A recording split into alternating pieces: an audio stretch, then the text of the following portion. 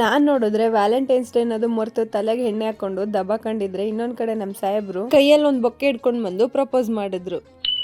Hi hello ಎಲ್ರಿಗೂ ನಮಸ್ಕಾರ, welcome to my mini vlog. Actually ಇದು 2 ದಿನದ ವ್ಲಾಗ್ ಆಗಿರುತ್ತೆ. ಒಂದ್ ಕಡೆ ನಾನು ಬೆಳಗ್ಗೆ ಎದ್ದು ಮನೆಯೆಲ್ಲ ಕ್ಲೀನ್ ಮಾಡ್ಕೋಬೇಕು, ನೆಲ ಒರೆಸ್ಬೇಕು, ಪೂಜೆಗೆ ಟೈಮ್ ಆಗುತ್ತೆ, ತಿಂಡಿ ಮಾಡ್ಬೇಕು ಅಂತ ತಲೆ ಕೆಡಿಸ್ಕೊಂಡು ಕೂತಿದ್ರೆ ಯಾವ್ದೋ ಒಂದು ರೀಲ್ಸ್ ಇಟ್ಕೊಂಡು ಡ್ಯಾನ್ಸ್ ಪ್ರಾಕ್ಟೀಸ್ ಮಾಡ್ತಾ ಇದ್ರು. ಕೊನೆಗೂ ಅದು ಫ್ಲಾಪ್ ಆಯ್ತು. ಸದ್ಯಕ್ಕೆ ಡ್ಯಾನ್ಸ್ ನ ಪಕ್ಕಕ್ಕಿಟ್ಟು ಲಿರಿಕ್ಸ್ ಆಡೋಣ ಅಂತ ಹೇಳ್ಬಿಟ್ಟು ನಮ್ ಸಾಹೇಬ್ರು ನನಗೆ ರೆಡಿ ಆಗೋದಕ್ಕೆ ಅಂತ ಹೇಳಿದ್ರು. ಹಂಗೆ ಅವರು ಕೂಡ ಕೆಲಸ ಮುಗಿಸ್ಕೊಂಡ್ ಬಂದು ರೆಡಿ ಆಗ್ತಾ ಇದ್ರು. ನಾನು ಕೂಡ ಸೀರೆ ಉಡ್ಕೊಂಡು ಚಂದಂಗ್ ರೆಡಿ ಆಗಿ ಇಲ್ಲೇ ಟೌನ್ ಒಳಗಡೆ ಇರೋ ಗಾಂಧಿ ಪಾರ್ಕಿಗೆ ಹೋಗೋಣ ಅಂತ ಹೇಳ್ಬಿಟ್ಟು ಹೋಗ್ತಾ ಇದ್ವಿ. ಈ ಪಾರ್ಕಿನ ಮ್ಯಾನೇಜ್ಮೆಂಟ್ ಯಾರ್ದು ಅಂತ ಗೊತ್ತಿಲ್ಲ, ಬಟ್ ಇಲ್ಲಿ ಇನ್ನೂ ನೀಟಾಗಿ ಮೇಂಟೈನ್ ಮಾಡಿದ್ರೆ ಪಾರ್ಕ್ ಮಾತ್ರ ಸೂಪರ್ಬ್ ಆಗಿ ಕಾಣುತ್ತೆ. ಎಲ್ರಿಗೂ ಕೂಡ ರಿಲ್ಯಾಕ್ಸ್ ಆಗೋದಕ್ಕೆ ಒಂದ್ ಒಳ್ಳೆ ಪ್ಲೇಸ್ ಆಗುತ್ತೆ ಅಂತಾನೆ ಹೇಳ್ಬೋದು. ಇನ್ನು ನಾವು ಕೂಡ ಹೋದವ್ರು ಲೇಟ್ ಮಾಡ್ಲೇ ಇಲ್ಲ, ರೀಲ್ ಶೂಟ್ ಮಾಡೋದಕ್ಕೆ ಸ್ಟಾರ್ಟ್ ಮಾಡ್ಕೊಂಡೇ ಬಿಟ್ವಿ.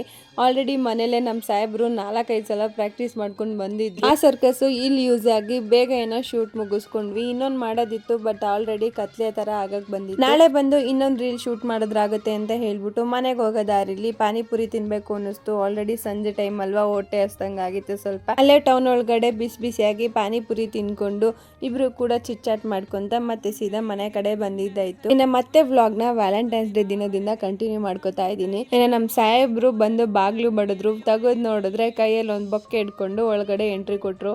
ಯಾವಾಗ್ಲೂ ಹಿಂಗೇನೆ, ಸ್ವಲ್ಪನೂ ಕ್ಲೂ ಕೊಡಲ್ಲ, ಚೆನ್ನಾಗಿ ಸರ್ಪ್ರೈಸ್ ನ ಪ್ಲಾನ್ ಮಾಡಿರ್ತಾರೆ.